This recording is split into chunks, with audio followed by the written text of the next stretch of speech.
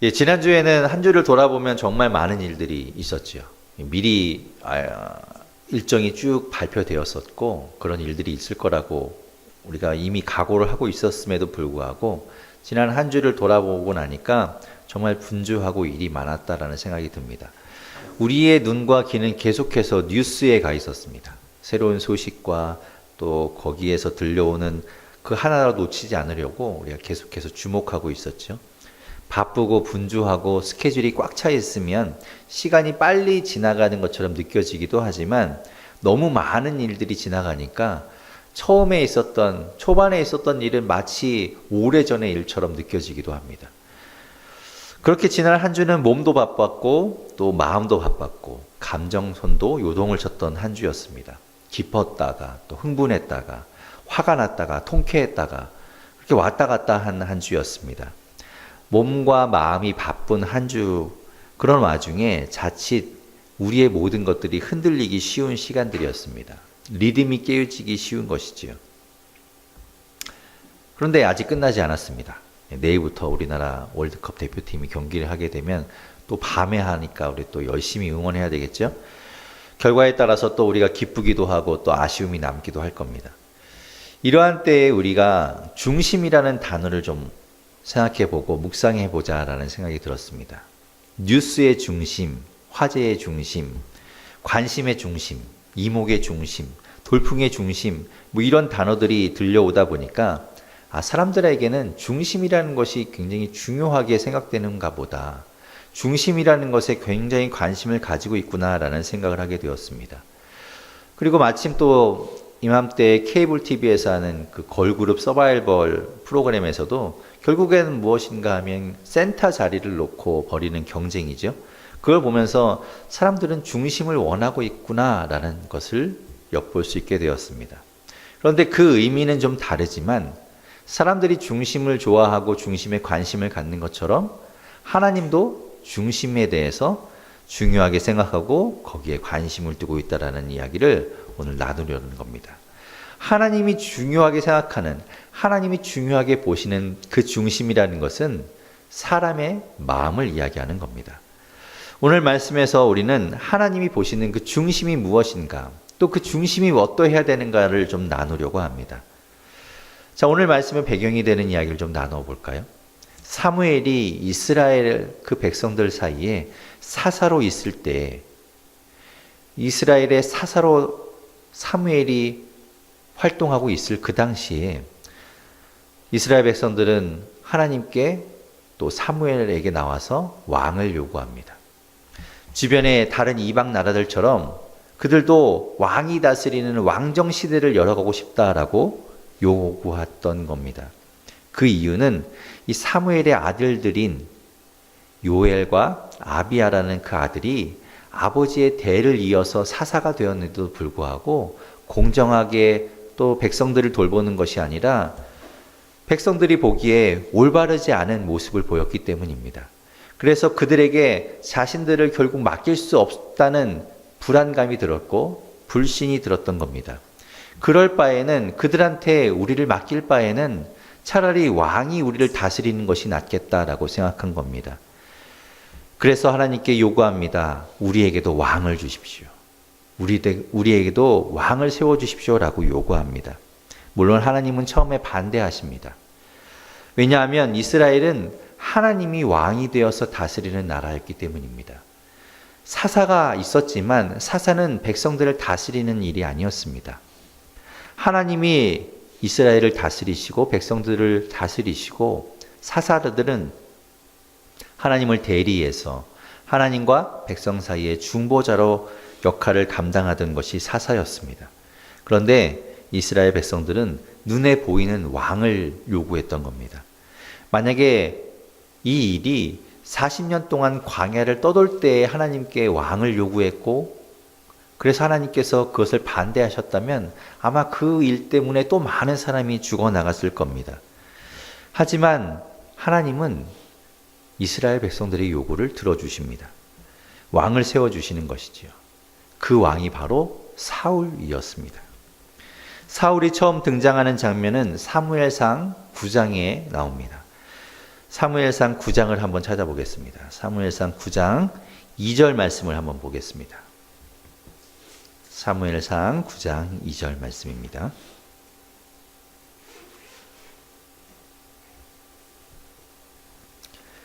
자, 함께 읽어보겠습니다. 시작. 기스에게 아들이 있으니 그의 이름은 사울이요 준수한 소년이라. 이스라엘 자손 중에 그보다 더 준수한 자가 없고 키는 모든 백성보다 어깨 위만큼 더 컸더라. 이 사울에 대한 설명이 외모에 대한 묘사로 지금 언급되고 있습니다.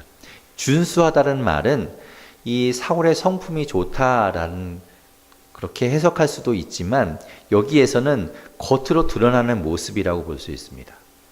그러니까 좋아 보였던 것이지요.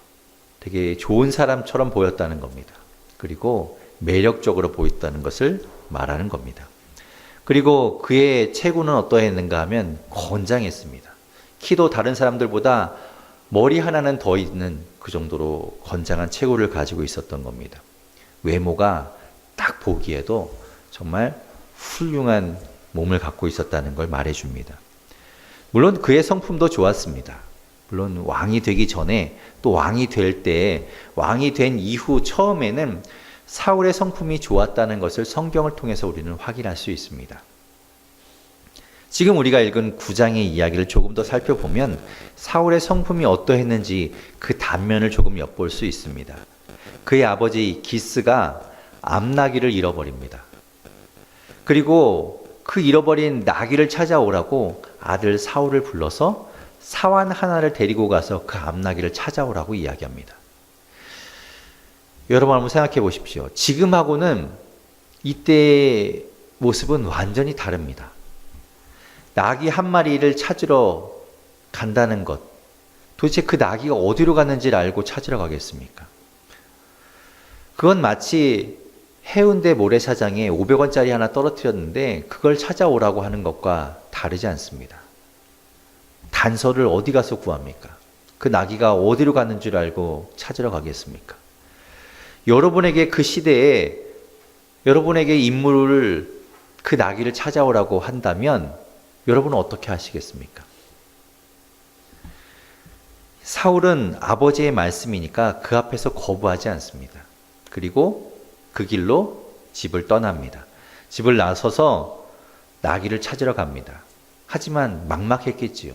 도대체 나귀가 어디로 갔는지를 알고 찾으러 가겠습니까?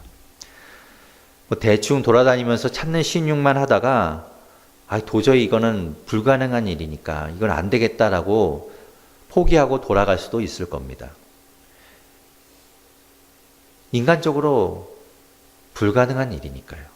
그런데 사울은 최선을 다해서 찾아다닙니다. 이 마을 저 마을 잃어버린 그 암나귀를 찾기 위해서 돌아다닙니다. 그러다가 사무엘을 만나게 됩니다. 사울의 성품, 사울의 마음, 사울의 중심이 어떠한지 느껴지십니까? 좋은 성품을 가지고 있었던 겁니다. 아버지의 말씀에 순종했던 것이고 자신에게 주어진 그 일이 뭔가 불합리해 보이지만 자신에게 맡겨졌다면 최선을 다해서 열심히 수행했던 사람이었습니다. 그러니 사울은 외모도 좋았고 그 마음, 중심도 좋았다는 것을 알 수 있습니다. 사울은 왕이 될 자격을 갖추고 있었던 겁니다. 자, 오늘 본문으로 돌아와 보면 사울의 뒤를 이을 두 번째 왕이 세워지는 장면이 오늘 그려지고 있습니다. 하나님은 사울이 왕으로 버젓이 살아있지만 그가 아닌 그를 대신할 새로운 사람을 세우려고 하시는 겁니다. 오늘 본문인 16장 그 앞에 우리 3절부터 읽었지만 1절 말씀을 같이 한번 읽어보겠습니다. 사무엘상 16장 1절 말씀 같이 읽겠습니다. 시작. 여호와께서 사무엘에게 이르시되 내가 이미 사울을 버려 이스라엘 왕이 되지 못하게 하였거늘 내가 그를 위하여 언제까지 슬퍼하겠느냐. 너는 뿔에 기름을 채워 가지고 가라. 내가 너를 베들레헴 사람 이새에게로 보내리니 이는 내가 그의 아들 중에서 한 왕을 보았느니라 하시는지라. 사울의 뒤를 이어서 왕으로 세울 사람이 베들레헴에 살고 있는 이새의 아들 중에 있다라고 하나님은 사무엘에게 말씀하십니다. 그래서 사무엘은 하나님의 말씀대로 뿔에 기름을 부어가지고 그 왕에게 붓기 위해서 베들레헴으로 갑니다. 그리고 도착해서 이새의 집에 가 이새의 아들들을 만나게 됩니다. 그것이 오늘 우리가 읽었던 그 6절부터의 말씀입니다. 오늘 본문 6절과 7절 말씀을 같이 한번 읽어보겠습니다. 자, 6절, 7절 함께 읽겠습니다. 시작. 그들이 오매 사무엘이 엘리압을 보고 마음에 이르기를 여호와의 기름 부으실 자가 과연 주님 앞에 있도다 하였더니 여호와께서 사무엘에게 이르시되 그의 용모와 키를 보지 말라. 내가 이미 그를 버렸노라. 내가 보는 것은 사람과 같지 아니하니 사람은 외모를 보거니와 나 여호와는 중심을 보느니라 하시더라. 아멘. 첫째 아들 엘리압이 사무엘 앞에 섰습니다. 사무엘이 엘리압을 보는 순간 사울을 만났던 날을 떠올렸을 겁니다. 준수한 외모, 훤칠한 키, 똑 벌어진 그 어깨, 그 모습을 보는 순간, 그 엘리압을 보는 순간 처음 사울을 만났던 그 모습이 겹쳐지면서 이 청년이 왕이구나 라는 생각을 하게 되었던 겁니다. 하지만 하나님은 그런 사무엘에게 말씀하십니다. 용모와 키를 보지 말라. 사람은 외모를 보거니와 나는 중심을 보느니라 라고 말씀하십니다. 그렇다면 아까 우리가 읽었던 9장에서 사울의 용모가 준수하고 키가 컸다라고 말하고 있는데 그렇다면 하나님도 외모를 보셨던 건 아닌가? 라고 생각할 수 있을 겁니다. 그런데 지금 말씀하시는 이 7절의 말씀을 통해서 우리가 알게 되는 것은 사울이 처음 등장하던 그 9장 2절의 말씀이 사울의 외모를 가지고 묘사하고는 있지만 그 시선은 하나님의 시선이 아니라는 것을 알 수 있습니다. 그것을 묘사하고 기록하고 있는 사람의 시선으로 기록한 것이지 하나님은 사울이 가지고 있는 그 외모, 그 출중한 그 체구를 가지고 왕을 삼으신 것이 아니라 그의 마음, 중심을 이미 보시고 계셨다는 것을 알 수 있다는 말입니다. 하나님은 사울의 중심을 이미 보셨던 겁니다. 하나님 보시기에 사울의 중심이 좋아 보였습니다. 그러니까 사울을 왕으로 세우신 겁니다. 하나님은 중심을 보셨고 사울은 그 중심을 보시는 하나님께 합격한 겁니다. 그때나 지금 이새의 아들들을 만나고 있는 이 순간이나 하나님은 외모를 보시는 것이 아니라 중심을 보고 계신 겁니다. 외모에 현혹돼서는 안 됩니다. 그게 전부가 아닙니다. 그것에 넘어가면 안 됩니다. 그 말씀을 듣고 사무엘은 다시 하나님의 시선으로 이새의 아들들을 바라봅니다. 하지만 그 안에는 왕이 될 사람이 없었습니다. 10절 말씀 같이 읽어보겠습니다. 자, 10절 말씀 읽겠습니다. 시작. 이새가 그의 아들 7을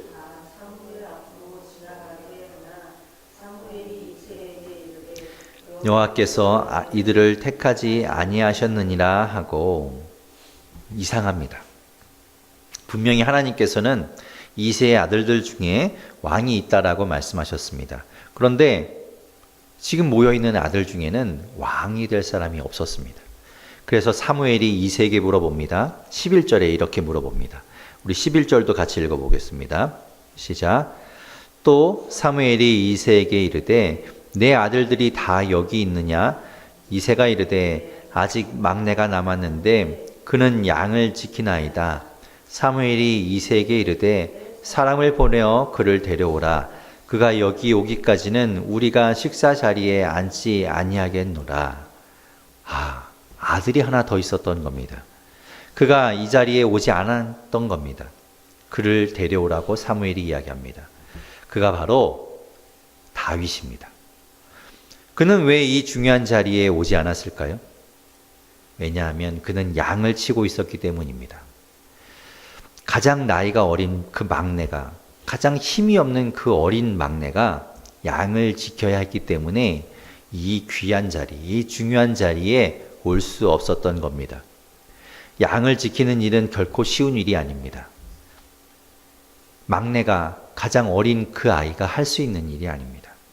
목숨을 내놓고 해야 하는 일이었습니다. 우리가 오늘 보고 있는 16장 그 뒤에 나오는 17장 34절 35절에는 자신이 양을 치면서 겪었던 일들에 대해서 다윗이 이렇게 이야기합니다. 우리 사무엘상 17장 34절 35절 같이 한번 읽어보겠습니다. 시작. 다윗이 사울에게 말하되 주의 종이 아버지의 양들을 지킬 때에 사자나 곰이 와서 양떼에서 새끼를 물어가면 내가 따라가서 그것을 치고 그 입에서 새끼를 건져내었고 그것이 일어나 나를 해하고자 하면 내가 그 수염을 잡고 그것을 쳐 죽였나이다. 맹수로부터 양을 보호하기 위해서 싸운다는 일은 그렇게 쉬운 일이 아닙니다. 건장한 타고난 장수도 감당하기 어려운 일을 어리고 힘없고 작은 다윗이 그 일을 하고 있었던 겁니다. 다윗이 자진해서 그 일을 했을까요? 아버지가 시켰기 때문이죠. 그리고 형들이 하지 않고 형들이 그 일을 거부했기 때문에 막내인 다윗에게 그 일이 돌아왔던 겁니다. 누구와 비슷하다는 생각이 안 드십니까? 우리가 아까 읽었던 9장에서 그 아버지의 명령을 따라서 암나기를 찾으러 사방팔방 헤매고 다니던 이 사울과 비슷한 모양을 하고 있습니다. 하나님은 사울이나 다윗이나 그 중심을 보고 계시는 겁니다. 그 중심이 하나님 보시기에 합당하였기 때문에 하나님은 그들을 세우시고 그들을 사용하시는 겁니다. 마침내 양을 치고 있던 사람 그 다윗에게 사람이 보내지고 다윗은 그 어린 다윗은 그 약하고 그 힘없는 다윗은 할아버지 사무엘 앞에 오게 됩니다. 그 장면이 오늘 본문 12절 13절에 이렇게 기록되어 있습니다. 오늘 본문 12절 13절 같이 읽어보겠습니다. 시작. 이에 사람을 보내어 그를 데려오매 그의 빛이 붉고 눈이 빼어나고 얼굴이 아름답더라. 여호와께서 이르시되 이가 그니 일어나 기름을 부으라 하시는지라. 사무엘이 기름 뿔병을 가져다가 그의 형제 중에서 그에게 부었더니 이날 이후로 다윗이 여호와의 영에게 크게 감동되니라. 사무엘이 떠나서 라마로 가니라. 하나님이 다윗을 말씀하십니다. 이가 바로 그다. 그렇게 말씀하시고 기름을 부으라고 사무엘에게 말씀하십니다. 사무엘은 가슴이 벅찼을 겁니다. 준비했던 기름을 한 방울도 남김없이 다윗에게 아낌없이 부어줍니다. 참 감격적인 장면입니다. 하나님은 사람의 외모가 아니라 중심을 보시고 또 그 중심을 통하여 그 사람을 판단하시고 세우셨습니다. 하나님이니까 사람의 중심을 보실 수 있는 겁니다. 우리는 아무리 사람의 중심을 보려고 내 가까운 사람의 중심을 들여다보려고 해도 하나님처럼 볼 수 없습니다. 또한 그 이야기는 바꾸어 말하면 우리는 하나님 앞에서 우리의 중심을 속일 수 없습니다. 하나님은 우리의 중심을 꿰뚫어 보시기에 우리는 그것을 가장해서 꾸미거나 속일 수 없습니다. 하나님은 그 모든 것을 다 걷어내시고 진짜 우리의 속 마음을 우리의 중심을 보시는 분입니다. 그런데 오늘 말씀에서 우리는 한 가지 궁금한 점이 생깁니다. 이세의 아들들 중에서 첫째 엘리압을 이 사무엘이 만났을 때 하나님은 엘리압이 세우고자 하시는 왕이 아니다고 말씀해 주십니다. 엘리압의 중심이 합당하지 않다라는 것을 하나님은 보시고 사무엘에게 이야기해 주십니다. 그리고 마지막 막내 다윗이 사무엘 앞에 왔을 때 하나님은 그가 바로 생각했던 미리 예비하신 그 사람이다라고 사무엘에게 말씀해 주십니다. 다윗의 중심을 보셨고 이미 그로 결정하고 계셨기 때문에 사무엘에게 말씀해 주시죠. 그런데 우리가 궁금해하는 점은 무엇인가 하면 오늘 8절부터 10절까지의 말씀에 이렇게 기록되어 있습니다. 우리 8절부터 10절까지 말씀을 보면 뭔가 이상한 점 하나를 발견할 수 있습니다. 우리 8절부터 10절까지 말씀을 같이 읽어보겠습니다. 시작. 이새가 아비나답을 불러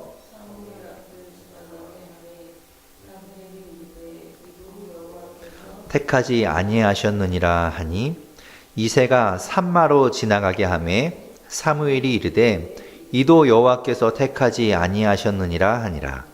이새가 그의 아들 7을 다 사무엘 앞으로 지나가게 하나 사무엘이 이새에게 이르되 여호와께서 이들을 택하지 아니하셨느니라 하고. 무엇이 이상한지 발견하셨습니까? 둘째 아들 아비나답, 셋째 아들 삼마, 넷째, 다섯째, 여섯째, 일곱째 그 아들들이 사무엘 앞을 지나갈 때 이들에 대해서 하나님이 사무엘에게 이야기해 주지 않습니다. 둘째 아들, 셋째 아들, 얘네도 내가 생각한 그가 아니다라고 말씀해 주지 않습니다. 그걸 누가 아는가 하면 사무엘이 압니다. 사무엘이 보고 이 사람도 하나님이 택하신 사람이 아니구나 라는 것을 알고 이새에게 이야기합니다. 어떻게 사무엘은 그들을 보고 알았을까요? 하나님이 이야기해 주지 않았는데도 말이죠. 사무엘도 하나님처럼 어떤 전지전능한 능력을 가지고 있어서 그 아들들을 보는 순간 그 중심을 꿰뚫어 보는 능력을 가지고 있었던 걸까요? 하나님은 사람의 중심을 보시죠.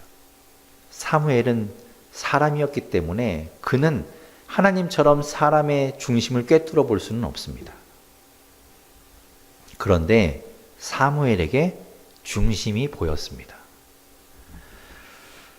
하나님이 7절 말씀에서 사무엘에게 말씀하십니다. 외모가 아니라 중심을 본다. 하지만 사무엘은 사람이었기 때문에 하나님처럼 들여다볼 수는 없었지요. 그러나 그의 눈에 그것이 보였다는 겁니다. 어떻게 그게 가능한 일인가? 지난주에 있었던 북미 정상회담에서 트럼프 대통령이 자신했었습니다. 뭘 자신했는가 하면 나는 김정은 위원장을 만나면 5초 안에 그를 파악할 수 있다라고 이야기했습니다. 그리고 기자회견에서 그가 말하기를 1초 만에 김정은 위원장을 파악했다라고 그를 간파했다라고 이야기했습니다. 그가 그렇게 자신 있게 이야기했지만 사실 그것은 불가능한 일입니다. 어떻게 사람을 만나서 1초 만에, 5초 만에 그 사람을 꿰뚫어 볼 수 있습니까? 그건 불가능한 일이죠. 여러분 혹시 가끔 TV에서 그런 사람을 보신 적이 있습니까? 어떤 물건이든지 이 손 위에 올려놓고 손가락 위에 올려놓고 돌리는 사람이 있습니다. 뭐 동그란 공뿐만 아니라 뭐 쟁반, 책도 돌리고요. 동그란 모양이 아닌 어떤 다른 막 이상한 모양을 하고 있는 것들도 그 사람 손에 올라가기만 하면, 손끝에 닿기만 하면 중심을 잡고 돌아가는 사람의 모습을 본 적이 있을 겁니다. 그리고 또 어떤 사람이 있는가 하면 어떤 물건이든지 평평한 바닥이 아니라 모서리를 가지고 탑을 쌓아가는 사람이 있습니다. 여러분 혹시 보신 적 있는지 모르지만 막 모양도 울퉁불퉁한 돌을 가지고 그것을 탑을 쌓아 올리는 사람이 있었습니다. 저는 그 모습을 보고 처음엔 합성인 줄 알았습니다. 어떻게 끄트머리 모서리를 가지고 저거 중심을 잡아서 두세 개를 쌓아 올릴 수 있었을까? 어떻게 그 사람은 물건을 보면 그 중심, 그 무게의 중심을 딱 보는 능력을 가지고 있는 것일까? 아닙니다. 그 사람은 어떻게 해서 그거를 중심을 잡아 돌릴 수 있으며 중심을 잡아서 쌓아 올릴 수 있는가? 직접 해보면서 알았던 겁니다. 들어보고 돌려보면 중심을 파악하게 되는 거죠. 일단 모서리를 가지고 세우면서 중심을 잡아야만 그 무게의 중심을 알아서 탑을 쌓을 수 있는 것이지요. 하나님은 사람의 중심을 보시지만 사람은 사람의 중심을 볼 수는 없습니다. 하지만 어렴풋하게 희미하게는 볼 수 있습니다. 그 사람의 행동, 그 사람의 평소의 말, 평소에 그가 하는 것을 보면 그 사람을 겪어보면 조금 알 수 있는 겁니다. 사무엘이 어떻게 모여있는 7 아들들이 왕이 아니라는 것을 알았을까? 그들을 겪어보지도 않고 그들을 알 수 있었는가? 그 중심이 사무엘 눈에 조금 어렴풋하게 보였던 겁니다. 그런데 그렇게 어렴풋하게 보았던 그 중심이 맞았던 것이죠. 사무엘은 이스라엘 전체의 사사였습니다. 당대의 그를 모르는 사람은 없습니다. 그리고 그는 신령한 사람이었습니다. 평생에 그를 볼까 말까 했습니다. 그를 만나는 것이 얼마나 큰 영광이었습니까? 그와 만나서 그와 악수하고 그와 함께 밥을 먹는다는 건 가문의 영광이었을 겁니다. 그와 함께 대화한다는 것은 얼마나 기쁜 일이었겠습니까? 그런 사무엘이 베들레헴에 옵니다. 그런 사무엘이 베들레헴에 있는 많은 집들 중에 이새의 집에 오게 되는 겁니다. 그 집에 와서 왕을 세운다는 이야기는 꺼내지도 않습니다. 왕 이야기는 언급도 안 합니다. 그랬다가는 지금 시퍼렇게 살아있는 사울 왕에게 죽을 수 있기 때문이죠. 그 사무엘이 방문한다는 소식을 들었을 때 베들레헴은 물론이고 이새의 집은 아마 발칵 뒤집어졌을 겁니다. 대청소하고 꽃단장하고 정말 정신이 없었을 겁니다. 그리고 정작 방문하는 그 당일날 모든 일을 중단하고 모든 것을 다 파하고 사무엘을 맞이하기 위해서 모였을 겁니다. 지금 그보다 중요한 일은 없으니까요. 있어도 없는 겁니다. 사무엘이 가장 중요하기 때문에요. 사무엘 앞에 사무엘을 만나는 것이 얼마나 중요하게 느껴졌겠습니까? 그래서 가장 멋지고 화려한 옷을 입고 머리에 기름을 바르고 멋지게 빗어 넘긴 사람들이 사무엘을 만나기 위해 기다리고 있었던 겁니다. 열리를 제쳐놓고 그렇게 와 있는 청년들을 보니까 외모에 혹할 뻔했지만 하나님의 말씀을 듣고 사무엘이 시각을 달리 보기 시작합니다. 만약 그 자리에 사무엘을 만나기 위해 도열해 있던 그 자리에 있던 사람들 중에 혹시나 누구 하나 자신의 삶의 자리에서 열심히 일하다가 사무엘을 만나기 위해 와 있는 사람, 기름때 묻은 옷을 입고 그리고 열심히 일하던 그 모습 그대로 땀 흘리며 와서 사무엘을 만나기 위해 땀을 닦고 있는 청년이 서 있었다면 아마 그 모습을 보고 사무엘은 하나님께 물었을 겁니다. 하나님, 자기 일 열심히 하고 있는 이 청년이 바로 하나님께서 생각하신 그 사람입니까?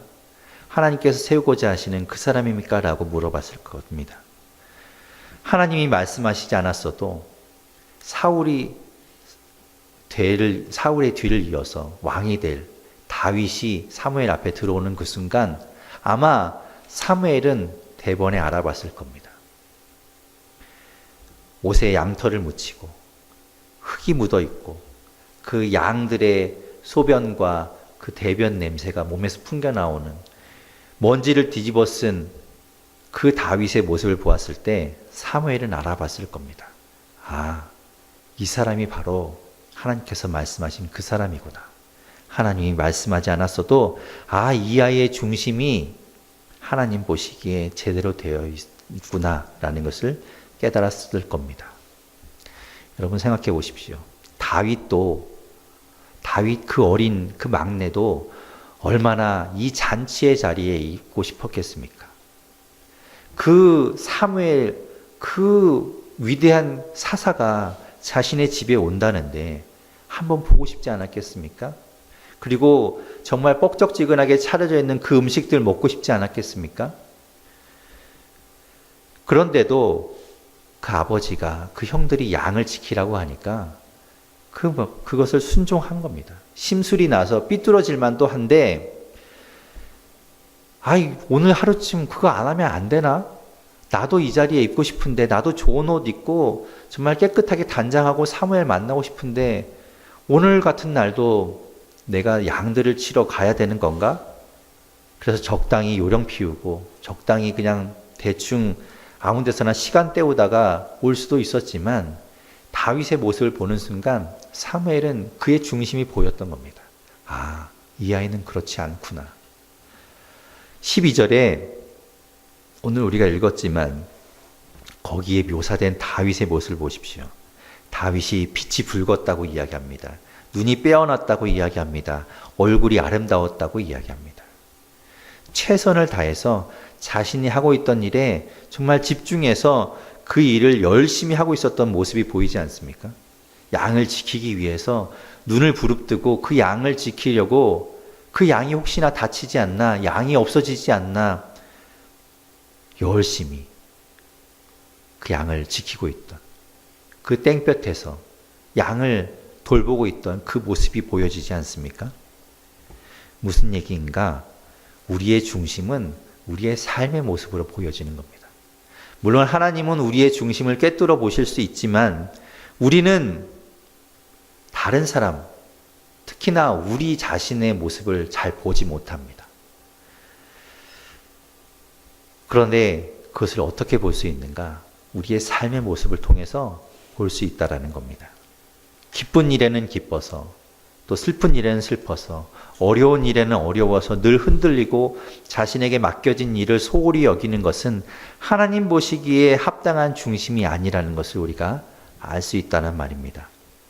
여러분, 팽이 돌려보셨습니까? 팽이 돌리면, 팽이를 이렇게 휙 돌리면 중심을 잘 잡고 흔들리지 않고 돌아가는 팽이가 좋은 팽이입니다. 그런데 팽이가 바람이 분다고 해서 휘청휘청거리고, 그리고 팽이 돌아가는 그 바닥이 울퉁불퉁하다고 똑바로 못 돌아가고 미끄럽다고 막 흔들린다면 그 팽이는 좋은 팽이가 아니죠. 어떤 환경에서도 어떻게 돌리든 중심을 잡고 딱 버티고 서서 돌아가는 팽이가 좋은 팽이인 겁니다. 우리는 사람의 중심을 볼 수 없습니다. 또한 우리 자신의 중심도 우리가 들여다볼 수 없습니다. 하지만 어렴풋하게 볼 수 있습니다. 어떻게 하는가? 사무엘이 본 것처럼 우리의 삶의 모습을 통해서 우리 자신을 볼 수 있는 겁니다. 내 중심이 흔들리고 힘들다고 마구 흔들리고 기분 나쁘다고 흔들리고 그렇지는 않습니까? 반대로 기분 좋다고 마구 날뛰고 잘 나간다고 들떠있지는 않습니까? 세상 일에 흔들리고 세상 일 때문에 내 일이 좌지우지되고 내 삶이 흔들리고 있다면 그것은 중심 잡힌 인생이 아닙니다. 사울이 암나기를 찾아서 열심히 다녔던 것처럼 다윗이 큰 잔치가 벌어지고 있지만 양 지키는 일을 소홀히 하지 않고 있었던 것처럼 내가 하긴 싫은 일이 나에게 주어졌다고 하더라도 그 일에 일단은 최선을 다해야 되는 겁니다. 그게 바로 중심이 잡혀 있는 사람이죠. 하나님은 그럴 때 그 사람의 중심을 보는 겁니다. 이스라엘의 초대 왕이었던 사울이 왜 버려지게 되었고 왜 두 번째로 다윗이 사울 왕이 있음에도 불구하고 세워지게 되는가? 사울 왕은 흔들렸기 때문입니다. 그의 중심이 흔들리자 그의 삶과 그의 모든 것이 다 흔들렸습니다. 상황에 흔들려서 해서는 안 되는 일을 저질러 버렸습니다. 두려움 때문에 하나님의 말씀을 어겨버렸습니다. 하기 싫다고 자신의 마음대로 일을 바꿔서 처리해버렸습니다. 중심이 흔들리니까 삶이 흔들리는 겁니다. 반대로 이야기하면 삶이 흔들린다면 그 사람의 중심이 흔들리고 올바르지 않다라는 것을 보여주는 겁니다. 그게 우리의 중심입니다. 우리의 중심이 어떻게 알 수 있는가? 우리 중심이 어떠한지 어떻게 알 수 있는가? 우리 삶을 보면 알 수 있다는 겁니다. 나도 내가 어떤 사람인지 잘 모르지만 어떻게 알 수 있는가? 내가 지금 살아가고 있는 모습을 보면 알 수 있는 겁니다.